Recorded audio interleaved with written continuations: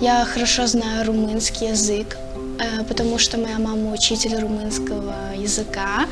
Также мой дедушка молдаван, и в детстве с ним я разговаривала только на румынском. Iar tradițiile nu se despărțeau prin granițele, ci se întâlneau la aceeași masă. Я участвовала на фестивалях в Турции, я занималась народными танцами.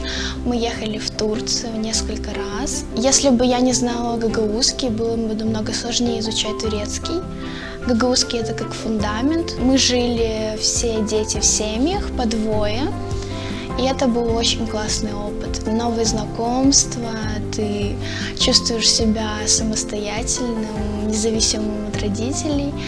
И также опыт турецкого языка. Когда мы включали, например, музыку нашего региона или, например, региона болгарского, где-то в Хорватии, мы все объединялись, и для нас это звучало как не что-то новое, а как что-то обычное. И знакомое. Да, и знакомые. И мы даже удивлялись иногда, как мы все вместе так находим общий язык, хотя наши языки, наверное, разные.